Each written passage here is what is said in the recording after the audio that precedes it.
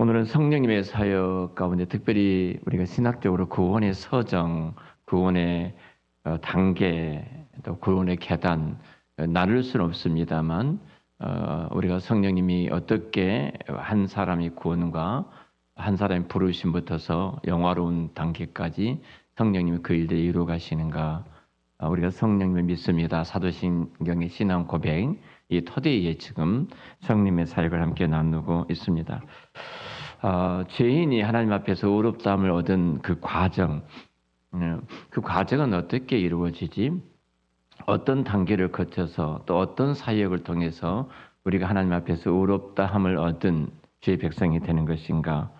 분명히 성령님은 우리를 그리스도와 연합시키고 더 나아가서 하나님과 올바른 관계를 누리게 하시는 이 사역을 성령 하나님께서 이루어 가시는데요.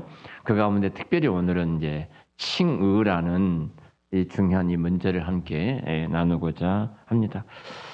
먼저 우리 마음속에 솔직한 질문들을 우리는 이런 질문들을 가질 수 있습니다. 또 제가 여러분 가운데 그런 질문을 또 던져 보겠습니다. 나는 정말 하나님 앞에서 의로운 사람인가? 여러분 정말 하나님 앞에서 의로운 사람이신가요? 아마 많은 분들은, 대부분이 많은 분들은 이런 질문 앞에 이렇게 대답하실 겁니다.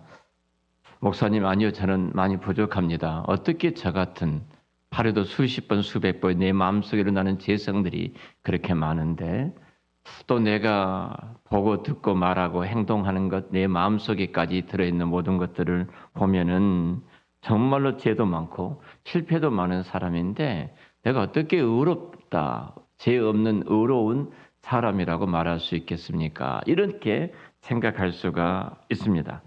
우리 늘 그런 경험을 하면서 이 땅을 살아갑니다. 예외 없이 모든 사람들이 그렇게 살아가게 될 것입니다. 우리는 여전히 넘어지고 또 실수하고 실패하고 나도 모르는 사이에 내가 갖고 있는 어떤 틀 속에 다른 사람들을 집어넣고 정죄하고 판단하고 그러지 않습니까? 또 내가 선택하는 많은 것들을 보면은 하나님 앞에서 참 부끄러운 일들을 많이 선택하고 행동한 우리들의 모습들을 또 보게 됩니다. 그런데 그런 우리들인데 성경은 놀라운 선언을 하십니다. 너는 의롭다는 겁니다. 너는 의롭다. 이것을 바로 칭의라고 말을 하는데요. 이 칭의라는 것은 단순히 내가 좋은 사람이 되었다 이 말이 아니에요. 죄인된 우리가 하나님 앞에서 죄 없다고 하는 겁니다. 죄 없다. 하나님 앞에 저와 여러분을 설 때 하나님은 너는 죄 없다. 그 자격을 우리가 서거든요. 하나님 거룩하신 하나님이니까 우리가 죄인 어떤 흔적이라도 있다면, 내 안에 그게 있다면 우리는 하나님 앞에 절대로 설 수가 없죠. 징계와 심판을 받을 수밖에 없습니다. 죄인된 우리가 하나님 앞에 의롭다고 하는 선언된 영적인 상태를 우리는 칭의라고 말을 합니다. 이 칭의라는 것은 우리 행위로 이루어진 것은 아닙니다. 우리의 행위로 절대로 이루어질 수도 없습니다. 우리의 칭의는 예수 그리스도께서 대속해 주신 은혜, 십자가에서 나의 죄를 위해서 대신 죽으시고 그리고 부활하신 그 성령, 그 은혜, 그리고 성령님의 그 역사를 통해서 내게 주어지는 하나님의 은혜이지 내 편에서 이루어진 것은 결코 아니다 하는 겁니다. 오늘 로마서 8장 28절에 이렇게 사람이 율법의 행위로 의롭다함을 받은 것이 아니요 오직 믿음으로 말미암아 의롭다함을 우리가 얻었다 말하죠. 여기 칭의는 구원의 핵심인데요. 자, 믿음과 우리가 전 시간에 믿음에 대해서 성령님의 믿음의 사역, 성령님의 어떤 부르심의 사역, 성령님의 회개의 사역, 이런 사역들을 쭉 우리가 함께 나누었거든요. 이 칭의를 통해서 우리는 하나님과 완전한 연합되어진 완전한 화해의 단계로 들어간 우리의 신분들을 볼 수가 있는데요. 성령님이 그 역할을 어떤 역할을 하고 계시지 우리가 의롭다 하는 데 있어서 성령님의 사역을 나누고자 합니다. 자, 먼저 우리 로마서 5장, 로마서를 좀 많이 살펴볼 텐데요. 로마서 5장 1절 바로 한번 볼까요? 로마서 5장 1절 같이 한번 읽겠습니다. 그러므로 우리가 믿음으로 의롭다 하심을 받았으니 우리 주 예수 그리스도로 말미암아 하나님과 화평을 누리자. 칭의라는 것은 하나님의 선언적인 은혜예요. 인간의 노력이나 인간의 행위나 인간의 결단을 이루어진 것이 아니라 하나님의 일방적인 선언입니다. 내가 죄인임에도 불구하고 나는 하나님의 진노와 심판을 받을 수밖에 없는 그런 죄인임에도 불구하고 예수 그리스도의 대속의 그 희생으로 말미암아 그것을 내가 성령님이 또 받아들이게 하시고 나라고 믿게 하시잖아요. 그럴 때 하나님께서 너는 의롭다라고 인정해 주신 것, 뭐 도장을 찍어 주시는 것, 너는 의롭다고 도장을 이미 찍힌 바 되어졌어요. 우리가 뭐 십자가의 도장, 뭐 이렇게 여러 가지 말할 수 있는데요. 우리가 예수 그리스도 앞에 그 은혜로 도장을 받았습니다. 사실 군대에서 한때는 그 불교 신자들을 도장을 찍었어요. 불자 그 표시 있잖아요. 그렇게 찍어가지고 너는 불도다 이렇게도 하고 그렇지 않습니까? 이미 성령님이 인쳐 주신 거예요. 의롭다고 도장을 딱 찍어 주신 거예요. 그러니까 우리는 결국은 이거 바뀌어질 수가 없습니다. 이건요. 자, 그리고 우리 쭉 넘어가서 고린도후서 5장 21절인데요. 뒤로 넘어가 가지고 이 5장 21절에도 좀 같이 보겠습니다.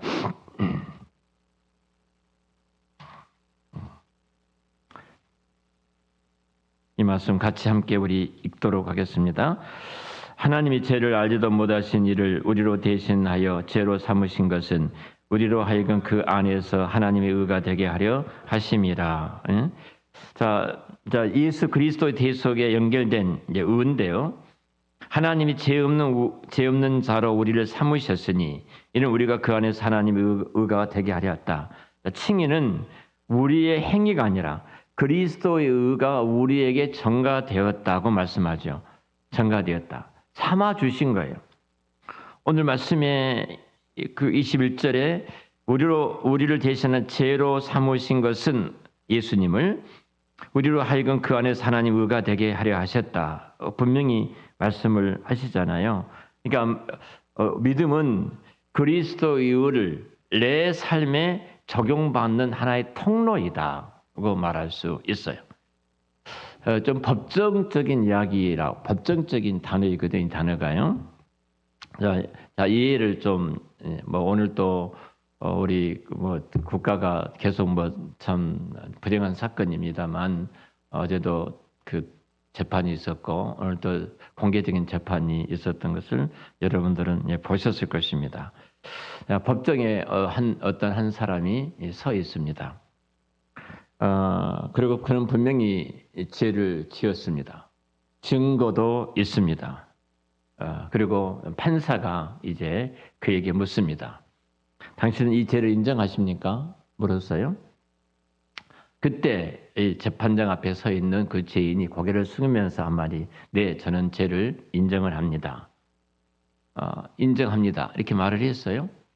그때 갑자기 한 사람이 이 사람 죄인 앞에 딱 섭니다. 서서 재판장 앞에 이렇게 말한 거예요. 제가 대신 이 사람의 죄 형벌을 제가 받겠습니다. 이렇게 말을 해요. 판사가 그 말을 듣습니다. 그리고 죄를 지었던 내가 죄를 지었습니다 하고 인정했던 당연히 그 죄의 판결 때문에 이제는 심판을 받아야 되는데 한 사람이 등장해서 내가 그 죄값을 받겠습니다. 이 말을 듣고 나서 판사가 그 죄인 일어서서 고개를 떨고 있는 사람, 그 사람에게 고개를 드십시오. 그리고 말을 해요. 피고는 무죄다. 이렇게 말하는 거예요. 우리 이성과 상식으로는 이해가 되지 않는 이야기입니다. 도무지 이해가 안 되죠. 이 말이 됩니까? 법적으로는 이상합니다. 하지만 이것이 복음입니다. 이것이 칭의의 복음이에요. 주께서 우리에게 그 은혜를 베풀어 주신 거예요. 이 칭의라는 것은 나와 상관이 없어요. 나는 죄인이에요. 그러니까 결국은 변화가 아니에요. 내가 변화가 됐기 때문에, 내가 결심했기 때문에, 내가 결단했기 때문에, 의지적으로 내가 그러겠다고 선언했기 때문에 내 편에서 일어난 것은 아무것도 없어요. 아무것도 없습니다. 그냥 선언인 거예요. 근데 많은 사람들이 착각을 합니다. 이 칭의는 내가 변화되어서 의로운 사람이 되었다. 그런데 아니라는 겁니다. 칭의는 우리는 아직 완전하지 않아요. 여전히 내 생각과 내 형태는 제외된 생각을 하고 제외된 마음을 내 마음속에 가질 수가 있습니다. 그런데 칭의는 이렇게 말을 합니다. 너는 아직 완전하지 않지만, 불완전하지만 너는 내가 선언한다. 의로운 자다. 너는 의로운 자다. 이렇게 선언해 주신 거예요. 이것은 상태의 변화가 아니라 우리는 신분의 변화다. 이런 단어를 씁니다. 로마서 5장 1절에 그러므로 우리가 믿음으로 의롭다 하심을 받아 하나님과 화평을 누리자. 여기 중요한 단어가 그 말씀이잖아. 의롭다 하심을 받아 그래요. 받아. 우리가 만든 것이 아니에요. 내가 결심하고 내가 노력해서 얻어진 것이 아니에요. 받은 거예요. 받은 거. 믿습니까? 이것이 하나님의 은혜라는 겁니다. 우리 그 은혜로 인해서 우리가 이 자리에 있는 거예요. 오늘 이제 차를 이렇게 장학무사님을 차를 구입했어요. 역사적인 사건입니다. 드디어 내 재산에 소유가 생겼습니다. 차를 파는 분이 장로님이고 또 같이 관계하신 분이 집사님이세요. 한 장로님은 중형교회 장로님이시고 한 집사님은 자기는 뭐 날다리라고 그러는데 부인은 권사님이시더라고요. 그 장로님도 한때는 좀 개차반이었는데 저 사람 많이 바뀌었다. 이제 그러시더라고요. 저하고 이제 블랙박스를 이렇게 이제 설치하기 위해서 뭐 시중에서 보편적으로 좀 비싸잖아요. 그거는 장안평이니까 전문으로 하시는 분들이 매매업자들이 다 하기 때문에 좀 저렴하게 한 10만 원 정도 거의 싸게 시중보다도 싸게 한다고 하더라고요. 하면서 이런저런 이야기를 했습니다. 그런 이야기를 하면서 이 말을 한 거예요. 제가요. 예수 믿으시죠? 그랬더니 제가 믿는지 안 믿는지 모르겠습니다. 이런 식으로 이야기를 하시더라고요. 믿는지 안 믿는지 모르지만 내 생각은 그럴지라도 이미 당신이 성령님이 아내를 통해서든 가족을 통해서든 당신을 붙드셔서 교회까지 이끄셨다면 집사든 아니든 간에 그러면 하나님이 지금 작업하고 계신 그 은혜가 있고 내 편에는 아무것도 없지만 하나님 편에서는 당신에서 놀라운 일을 이루셨다. 그걸 믿어야 된다. 제가 웃으면서 그 말을 했어요. 지난 주일날 우리가 예배를 드렸지 않습니까? 소망의 집에 가서 우리 한 집사님 지금 몸이 이제 통증이 약간씩 오고 있다고 합니다. 오늘 그 말씀을 드렸어요. 같이 이제 둘이 밖에서 기도를 같이 했습니다. 같이 기도를 하고 목사님이만 보면 눈물이 난다는 거예요. 목사님 저 마음 약해지니까 자꾸 그러지 마세요 그러는 거예요. 좀 초월하신 분처럼 이야기를 해요. 제가 가장 걸린 것은 기쁨이입니다. 기쁨이.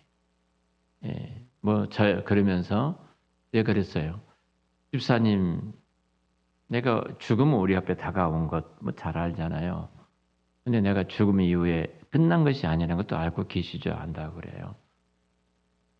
죽음 이후에 끝이 아니라 우리 예수 믿는 우리들에게는 천국이라는 가장 영광스러운 영화로운 그곳에 우리는 가게 될 것입니다. 믿지 않으면 우리는 지옥에 간다는 사실을 잘 압니다. 집사님 믿으신가요? 오늘 믿는다고 그러셔요. 감사합니다. 그 믿음은 하나님이 주신 겁니다. 죽음이 끝이 아니라 죽음 이후에 또 다른 세상이 있다는 것을 알고 그것이 천국과 지옥이 있다는 것을 알고 내가 가는 그 길이 예수를 믿음으로 간다는 것을 안다는 것은 하나님 주신 그 은혜의 선물입니다. 그래서 집사님은 거기를 끄덕끄덕 목사님 그렇습니다. 그러시더라고요. 본인은 감사하게도 그런 마음에 밖에서 볼 때 어떻게 볼지 모르지만 굉장히 초연해요. 굉장히 담담하게 죽음까지. 내 생명이 끝이라면 그냥 여기서 끝이라면 짧지만 다른 사람이 볼 때는 갈 수도 있습니다. 그렇게 말씀 나누면서 같이 기도를 드렸는데요. 여러분 분명한 것은 내 편에 산다면 우리는 의롭지 못합니다. 하나님에 설 수가 없어요. 받은 것이에요. 하나님이 주신 거예요. 그건 법적인 선언입니다. 선언이에요. 그래서 우리는 하나님의 자녀가 되고 백성이 되었습니다. 그 믿음이란 것은 제가 믿음과 이제 성령의 사역에도 말씀을 드렸는데요. 이 믿음은 칭의를 수용하는 하나의 수단일 뿐입니다. 근데 그 믿음도 이미 하나님께 우리에게 주셔서 그 칭의를 수용하는 거예요. 네, 집사님한테 믿으십니까? 이럴 때 믿습니다. 그러시는 거예요. 이게 의지가 아니거든요. 성령이 주셨던 그 마음이거든요. 우리 야고보서를 한번 볼까요? 야고보서 2장 24절.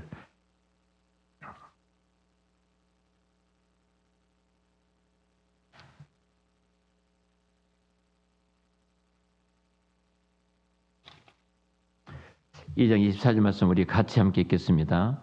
이로보건대 사람이 행함으로 의롭다 하심을 받고 믿음으로만은 아니니라. 아멘.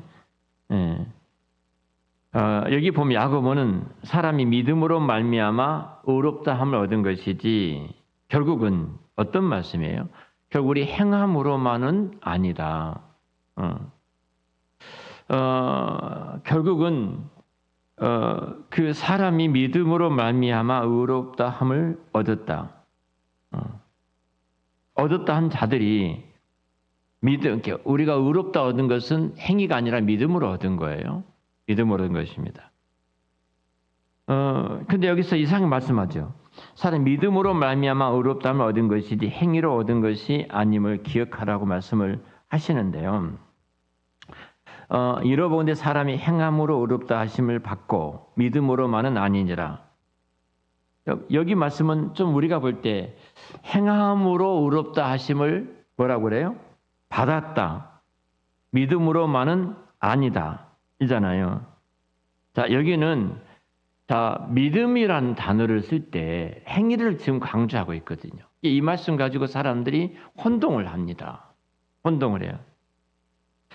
마치 믿음은 분명하잖아요. 칭의의 조건이 아니다. 이 말 아니겠습니까? 여기서 말하는 것은 지금 무슨 말인가 이 말은 여기서 말하는 것은 칭의의 결과를 체험하게 하는 영적인 통로를 지금 말을 하고 있는 거예요. 그러니까 내가 영적인 통로로서 믿음은 하나의 수단이지 그 자체가 아니다. 하나님의 은혜로 이미 받은 것이다. 그런 것을 강조하고 그 행위에 대한 이야기를 지금 하고 있는 것입니다. 그래서 우리는 이제 성령님이 이제 특별히 이 말씀을 중심으로 해서 칭의 역사를 좀 설명할 건데요. 성령님은 칭의를 내 마음에 이제 작용하시는 하나님이신데요.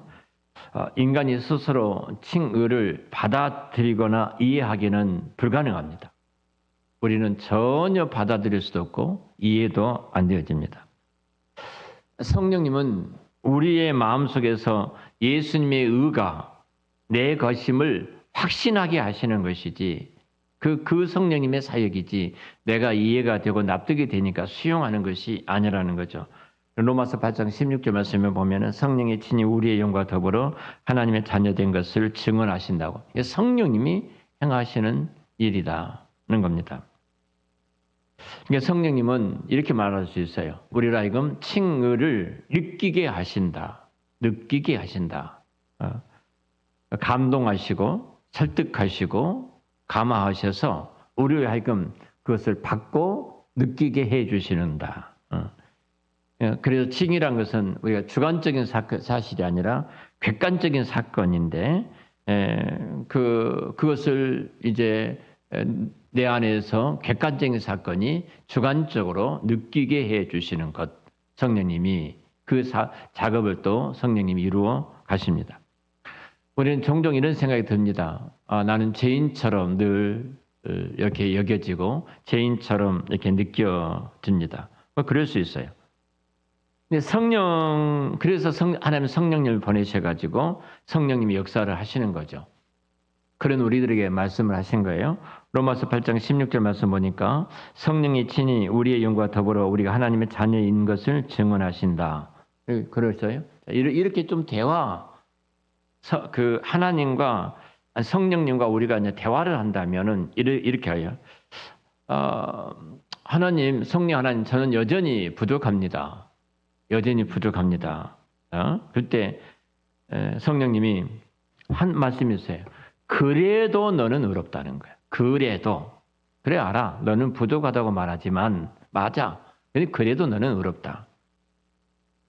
성령님, 저는 여전히 죄를 짓고 있고 내 생각이나 말이나 태도나 모든 것을 보면은 여전히 저는 그런 죄인인데요. 성령님이 그때 뭐라고 말씀하시냐면 그런 우리들에게 그래도 너는 내 자녀다. 그래도 너는 내 자다. 자, 그래도 너는 의롭고 그래도 너는 내 자녀이다. 자녀들이 이렇게 하든 저렇게 하든 부모의 자녀예요. 그렇지 않습니까? 한번 부모가 그 아이를 낳았으면 이 땅에 태어났으면 어떤 형태든지 간에 그 자녀는 부모의 자녀고 부모의 그 자녀는 부모는 그 엄마 아빠는 그 아버지 어머니가 되는 것 아니겠습니까? 그래서 칭의 핵심은 바로 그것입니다. 고린도서 5장 21절에 하나님의 죄를 알지도 못하신 이를 우리를 대신하여 죄로 삼으셨다. 아까 말씀했는데요. 내 의가 아니라 이제 그리스도의 의다. 이렇게 좀 설명하면 쉬울 거예요. 우리가 뭐 교리를 할 때 그런 이야기들 하는데 옷을 바꿔 입는 예화를 종종 듭니다. 굉장히 더러운 옷을 입고 있었던 아주 지저분한 거지 중에 왕거지가 있었습니다. 아무리 노력을 해도 깨끗해질 수 없어요. 옷은 지저분하고 한벌 옷이고 이미 때가 많이 묻어 있고 온몸은 지저분합니다. 그때 그 왕이 그 아이를 데려 씻어주고 왕복을 입혔습니다. 왕복을 입혔어요. 자, 그리고 왕복을 입혔던 이 거지를 씻겨주고 왕복을 입고 단장했던 이 거지를 바라보는 모든 사람들은 더 이상 그 거지를 거지로 보지 않죠. 그 거지를 바라보는 모든 사람들은 이 사람을 왕의 옷을 입은 왕의 옷을 보는 거예요. 왕의 옷을 봅니다. 이것을 칭의라고 하는 것입니다. 우리가 아니에요. 그리스도 십자가로 말미암아 우리의 모든 죄는 덮여 있어요. 하나님이 우리를 바라볼 때 우리 죄는 하나도 안 보여요. 우리 죄를 위해서 대속해 주셨던 예수 그리스도의 십자가의 그 보혈만 보여요. 그래서 우리는 의외로워요. 그런데 왜 우리는 자꾸 이런 죄책감이 나오지? 그런 생각을 하죠. 왜 이런 생각이 자꾸 들지? 나는 왜 그러는데도 이 죄책감 속에서 살아갈까? 이런 생각이 들어집니다. 그 이유는 하나는 감정 때문에 그랬습니다. 근데 감정은 진리가 아닙니다. 진리가 아니에요. 진리는 하나님의 선언입니다. 그러니까 내 감정에 따라서 신앙이 왔다 갔다 하면 안 돼요. 하나님이 선언해 주셨던 그 말씀이 진리예요. 믿습니까? 우리는 내 편에서 감정적인 것을 갖고 좀 내가 기분이 좋으면 신앙이 굉장히 좋고 천국 갈 수 있는 하나님의 자녀처럼 아버지 앞에 떳떳이 설 수 있는 것처럼 여겨지다가도 내가 신앙이 감정적으로 번아웃 되어졌고 이런 어두운 생각이 들어오면 정말 내가 하나님 앞에서 구원받은 자녀인가? 이런 생각을 우리는 늘 가져요. 사단은 그렇게 충동질을 합니다. 또 하나는 우리가 성령님의 음성을 듣지 않기 때문입니다. 하나는 감정적인 것이고요. 또 하나는 성령님의 음성을 듣지 않아요. 죄책감은 끊임없이 말을 합니다. 너 그 꼬락서니 보고 그 행동 보니까 네가 구원받았다고? 네가 하나님의 자녀라고? 너는 이제 끝났어. 근데 성령님은 이렇게 말씀합니다. 끝난 게 아니야. 너는 하나님의 자녀이고 너는 절대로 넘어질 수가 없어. 그냥 일어나라. 그러니까 결국은 우리가 성령님의 음성을 들으면 우리는 넘어지지 않죠. 그래서 이제 우리가 성령님의 역사하심 앞에 우리가 선언하신 말씀 앞에 우리가 그 말씀을 붙들고 있다면 우리는 이제 가장 어떤 상황과 환경이 찾아오든 우리의 찾아왔던 그 은혜가 무엇이냐면 자유입니다. 자유예요. 칭의를 제대로 이해를 하면요, 우리의 삶이 완전히 바뀔 수밖에 없어요. 우리가 이전에 우리들의 모습은 내가 더 열심히 해야지, 내가 더 노력해야지, 내가 더 헌신해야지, 내가 더 무엇을 해야 되지? 하나님이 나를 사랑하실 거야. 그런 모습이었어요.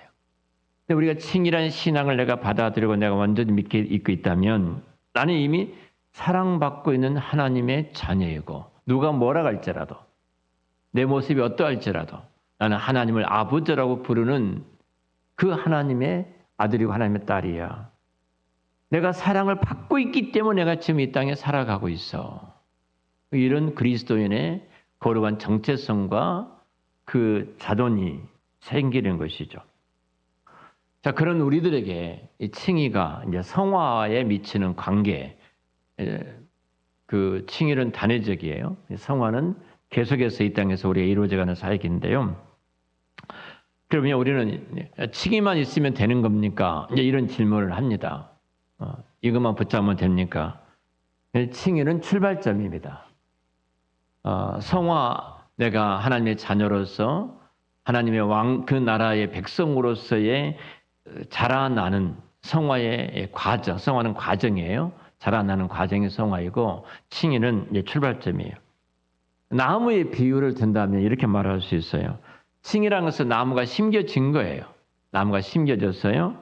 성화는 그 나무가 자라서 열매를 맺게 하는 것. 이렇게 좀 예를 들면은 좀 쉽지 않겠나 싶어집니다.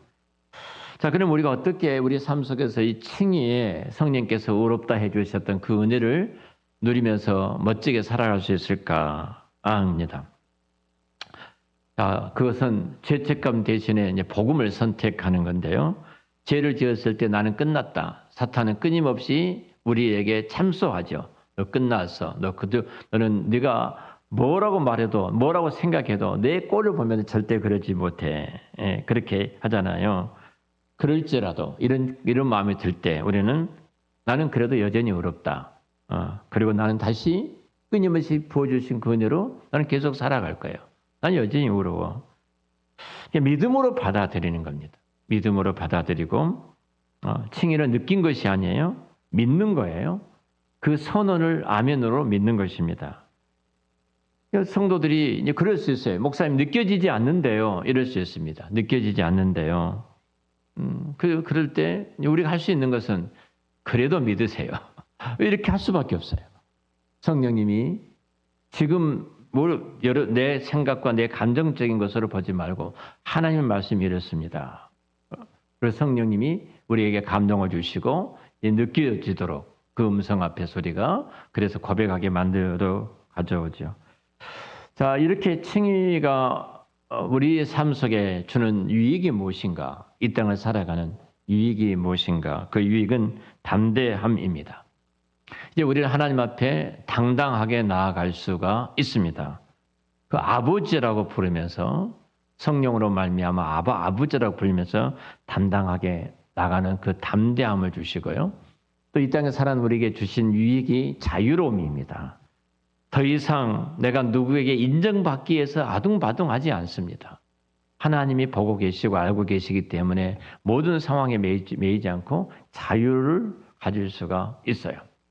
분명히 그 진리가 우리를 자유케 해주십니다. 더 나아가서 우리는 사랑의 삶을 살아가는 가장 영광스러운 모습, 가장 영화로운 모습이 사랑의 삶인데요. 억지로가 아니라 자연스럽게 우리는 그렇게 살아가게 되었습니다. 우리가 돌아온 탕자 이야기를 잘 아실 겁니다. 집을 나갔던 둘째 아들이 돌아오지요. 돌아온 가정 가운데 취업 열매를 먹고 알거지, 거지 중에서 한 거지가 되어져서 제대로 먹지도 못하고 굶주려 죽어갈 때 아버지 집을 생각하게 됩니다. 내 아버지 집에는 품꾼도 많고 먹을 것도 많은데 내가 이제 돌아가야 되겠다. 근데 내가 내 모습을 보니까 도무지 아들로 돌아갈 수 없어. 종의 한 사람으로, 품꾼의 한 사람으로 돌아가서 내가 그렇게 받아준다면 내가 그렇게 갈 거야. 그렇게 가지 않습니까?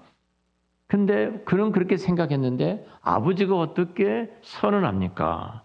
너는 내 아들이라는 겁니다. 죽었다 살아 돌아온 내 아들. 가락지를 끼워주고 신발을 신겨주고 의복을 내어서 입혀주고 잔치를 벌이잖아요. 잔치를. 이것이 바로 칭의예요. 내게 있는 것이 아니라는 겁니다.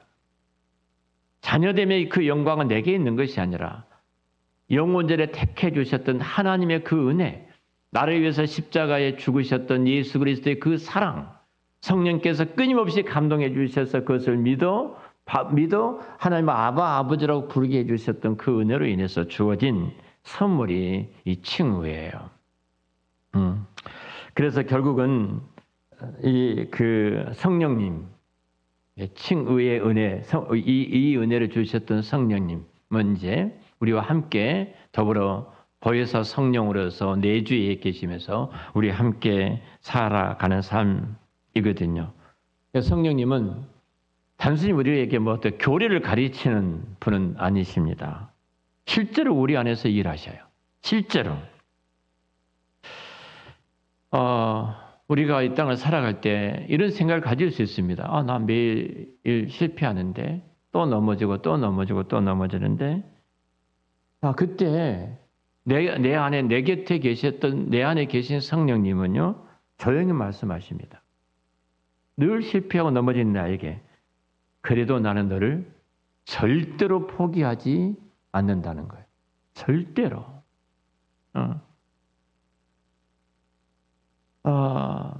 자, 그러면 이 절대로 포기하지 않는 그 성령님의 그 은혜, 우리가 어떻게 확신할 수 있을까?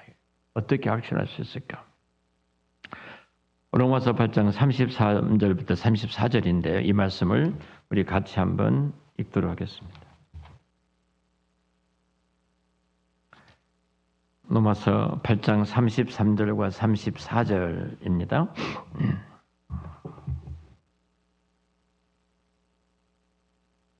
같이 읽겠습니다. 누가 능히 하나님께서 택하신 자들을 고발하리요? 의롭다 하신 일은 하나님이시니 누가 정죄하리요? 죽으실 뿐만 아니라 다시 살아나신 일은 그리스도 예수시니 그는 하나님 우편에 계신 자여 우리를 위하여 간구하시는 자시니라. 아멘. 누가 능히 하나님이 택하신 자들을 정죄하리요? 누가 고발하겠냐? 택하신 자들을 누가 고발해? 하나님은 택했는데. 여러분 로마서 8장은 성령장이라고 보편적으로 학자들이 그런 말을 합니다. 성령님께서 죄와 사망의 법에 매여 있던 화묘가 죄로 죽었던 우리들을 살리시죠. 그리고 우리를 생명의 길로 인도하시고 하나님의 자녀로 살아가게 하시는 그 은혜를 선포해 주시는데요.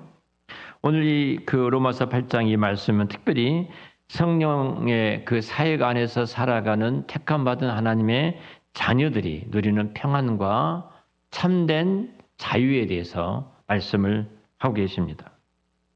제가 아까 말씀드렸던 건 성령님은 우리로 하여금 두려움 없이 살아가도록 하십니다. 두려움은 마귀 아비가 주는 것이라고 했잖아요. 결국은 정죄의 두려움에서 우리를 자유롭게 하신 사역을 성령님이 이루셔요. 사탄은 끊임없이 우리를 고발합니다. 정말로 고발을 해요. 과거의 죄들, 또 실패들, 내 연약함들을 다 들춰냅니다. 얼마나 집요한지 모릅니다. 그리고 그것을 보게 하고 딱 내 앞에 펼쳐놓고 우리를 하여금 낙심하게 만든 것이 사탄의 역사예요. 근데 성령님은 우리 안에서 뭘 하시냐면은 사탄은 그랬지라도 우리 안에서 복음을 기억하게 하셔요. 그 복음이 이거예요. 의롭다 하신 이는 하나님이시니 그래요. 하나님이시니 우리 스스로가 의롭게 되어진 존재가 아닌 것을 지금 말씀하고 있거든요. 우리는 예수의 십자가로 말미암아 의롭다 하심을 얻게 되었습니다. 성령님은 바로 그런 우리들에게 우리의 눈을 성령님께서는 우리의 눈을 십자가를 향하도록 만드시고 우리의 마음과 우리의 생각들이 십자가를 바라보고 집중하도록 그렇게 하십니다. 그래서 성도들은 넘어져도 결국은 절망하거나 실망하지 않습니다. 회개하며 다시 일어나 하나님 앞에 나아가게 되죠. 성령님은 그 귀한 사역 우리를 그 참소하는 그 어둠의 세력 그 앞에 우리를 묶고 두는 것이 아니라 그리스도 은혜 안으로 우리를 인도하셔서 그 참된 자유를 누리게 하시는 사역을 성령님이 이루어 가십니다. 뿐만 아니라 성령님은 오늘 이 말씀처럼 우리에게 평안을 주십니다. 누가 우리를 정죄하리요? 선언이잖아요. 누가 우리를 정죄하리요? 세상은 끊임없이 비교하고 판단합니다. 그러죠. 하나님 안에 있는 성도는 최종적인 판결이 끝난 사람들이에요. 과거, 현재, 미래의 모든 죄들을 십자가에 주시고 나를 의롭다 해주셨기 때문에 끝났어요. 이미 하나님께서 우리 의롭다고 선언해 주셨습니다. 그래서 성령님은 우리 마음속에 자녀라는 확신을 주십니다. 로마서 8장 16절에 성령이 친히 우리의 영과 더불어 우리가 하나님의 자녀인 것을 증언하신다. 그래서 성도의 평안은 환경에서 오는 것이 아닙니다. 건강이나 혹은 물질이나 누가 나를 인정해 주는 것으로부터 오는 것이 아닙니다. 하나님께 속했다는 구원의 확신으로부터서 이 평안이 찾아온 줄로 믿습니다. 그래서 폭풍 속에서도 흔들리지 않고 어둠 속에서도 두려워하지 않는 그 평안, 성령님께서 주시는 은혜인 줄로 믿습니다. 우리가 그 평안을 갖고 이 땅을 살아가잖아요. 성령님은 우리를 그리스도를 바라보게 하심으로 어떤 것에도 매이지 않고 참된 자유함을 누리게 해 주셔요. 오늘 38장 34절에 이렇게 말을 하죠. 하반절에 보면은 그는 하나님 우편에 계신 자 우리를 위하여 강구하시는 자시다. 하나님 우편에서 우리를 위해서 강구하시는 자이시다. 성령님은 바로 이 중보의 은혜를 우리 안에 바로 저와 여러분의 삶 속에 적용시켜 주시는 사역을 성령님이 행하고 계십니다. 우리가 기도하지 못할 때에도 우리 박전도사님이 그러시더라고요. 목사님 기도가 안 됩니다. 너무 답답하고 충격적이니까 기도가 안 됩니다. 참 그 절박함과 그 아픔이 이제 밀려오는 거죠. 우리 마음속에. 그때는 기도가 안 될 정도거든요. 뭐 여러분들도 경험하신 분이 계실 줄로 압니다. 그런데 그런 우리들인데 성령님은 말할 수 없는 탄식으로 우리를 위해서 간구하시는 분이셔요. 누군가가 나를 위해서 기도해 주게 하시고 누군가가 나를 위해서 무릎을 꿇게 하시고 성령님은 또 그렇게 역사를 이루어 가십니다. 예수님은 하늘에서 중보하시죠. 분명히 성경 이렇게 말씀하잖아요. 하늘에 중보하시고 성령님은 우리 안에서 역사하십니다. 우리가 얼마나 존귀한 자인가 보세요. 내가 그렇게 모든 것이 무너진 것처럼 이제 번아웃 되었을 때 아무것도 할 수 없고 그냥 땅속으로 내 몸이 내 영혼이 끌려 들어가는 것처럼 블랙홀처럼 빠져 들어갈 때 그때에도 누가 한 사람 내 곁에서 나를 붙잡아 주는 사람이 없을 정도로 힘든 그때 우리 예수님은 하나님 보좌 우편에서 우리를 위해서 중보하고 계시고 성령 하나님께서는 우리 가운데서 역사하고 계시거든요. 우리가 얼마나 존귀한 자입니까? 우리가 얼마나 존귀한 자예요. 우리가 그냥 대충 살아갈 사람들이 결코 아니라는 겁니다. 그래서 한번 따라서 할까요? 성도는 혼자가 아니다. 우리는 혼자가 아니에요. 이 은혜를 아는 사람들은 참 평안과 자유를 누리게 될 줄로 믿습니다. 우리는 실패의 두려움 속에서 자유해요. 실패할 수 있어요. 성령님은 예수님이 중보하고 계시잖아요. 실패한 내 현장에서. 또 그것을 실패한 그 현장에 성령님은 또 적용하고 계시잖아요. 그럼 그 실패는 더 이상 실패가 아니라 뭐예요? 하나님의 위대한 일들을 이루어 가시는 시간인 줄로 믿습니다. 그래서 우리는 그 미래에 대한 두려움과 염려로부터서 자유로울 수가 있어요. 왜냐하면 하나님께서 붙드시고 성령님께서 인도해 주시기 때문에 그래요. 오늘 말씀을 정리하겠습니다. 성령 오늘 우리 안에서 말씀하시는데 너는 정죄받은 자가 아니라 하나님의 자녀다. 이 음성을 붙드는 자는 참 평안과 그리고 참 자유를 누리면서 이 땅에 살아가게 될 줄로 믿습니다. 이제 우리 어떻게 살아갈 것인가? 이제 마지막으로 어떻게 살아갈 것인가? 이제 선택해야 합니다. 죄책감 속에서 예전처럼 사탄이 끊임없이 참소할 때, 그 지적하고 손가락질하고 참소할 때, 그 속에 내가 맞아, 그 사탄의 말이 맞다고 그 큰 소리 들린 사탄의 소리 때문에 내가 모든 것을 잃어버린 것처럼 두려움 속에 걱정과 염려 속에 살아가야 될 것인가? 아니면 칭의의 자유 속에서 내가 살아갈 것인가? 분명히 우리 안에 늘 사탄은 그래요. 너는 너 스스로를 좀 증명해 봐라. 증명해 보라 이렇게 말을 합니다. 사탄은 좀 더 예수 믿는 우리들에게는 좀 더 신앙을 오래 한 우리에게는 증명을 요구를 하거든요. 그런데 여러분 증명하려고 하지 마십시오.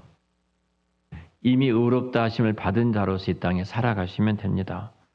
그리고 성령님의 음성 앞에 귀를 기울이시고 하나님께서 우리에게 주셨던 자유와 그 평안 가운데서 우리가 살아가는 것이 우리 아버지의 마음이에요.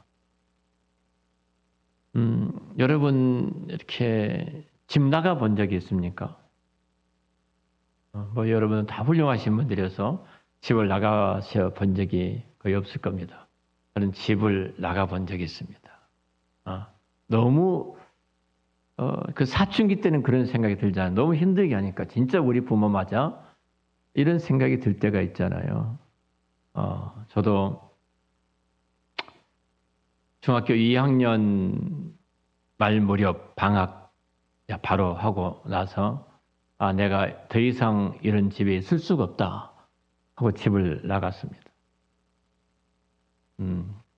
돈이 있습니까? 뭐가 있습니까? 딱 그 주머니에 모아놓고 뒀던 버스비 가지고 버스 타고 그 시골에서 강주란 곳으로 이제 나갔습니다. 터미널 딱 내렸는데요. 갈 곳이 없더라고요. 그때 여름 아닙니까? 또 방학 가니까 여름이었는데 비가 오는데요. 일단 비를 피해야 되잖아요. 그 차마 밑으로 이제 비를 피하고 있는데요. 비도 맞고 이렇게 있는데 누구 한 사람 많은 사람이 있을 수가 없잖아요. 누구니 물어본 사람이 없더라고요. 그냥 당장 어디를 가야 되고 무엇을 먹어야 되고 어떻게 해야 되는데 아무것도 없잖아요. 그때 집 나간 서러움을 받았습니다. 그리고 차마 밑에 그 극장 차마 밑에서 하룻밤을 지냈습니다. 지내고 이제 집에까지 갈 차비는 안 되니까 집에까지 찰 돈은 안 되니까 그 돈을 갖고 어느 중간 정도 갈 차비가 됐어요. 중간 정도 갈 차비가 돼서 이제 그곳에 애가 저 위에 누나가 이렇게 간호사로 있는데요. 어느 병원이 있다는 말만 듣고 처음으로 그 병원에 찾아가서 누나를 만나게 됩니다. 옷은 엉망이죠. 그때는 그 당시에는 교복에는 입고 다니는 옷이 없었어요. 다 예전에 그랬잖아요. 중학교 2학년짜리가 교복을 입고 집을 나갔으니까 이 모습으로 이제 갔습니다. 결국은 이제 집에 들어가게 됐죠. 집에 들어가게 됐을 때 충격적인 말을 제가 들었습니다. 어머님이 그러시더라고요. 너가 집을 딱 나가고 나서 갑자기 사라진 거죠. 아들이 사라졌는데 그렇게 엄하고 무서운 아버지께서 저희의 이제 집 앞에 산이 있거든요. 저희 산이 밭도 있고 이렇게 산이 있어요. 큰 산이 있는데 그 산자락에서 이렇게 뭐 일을 하잖아요. 뭐 농사 일을 하는데 비가 오는데 아버님이 그 비를 주룩주룩 맞으시면서 이 자식이 어디서 뭘 할까?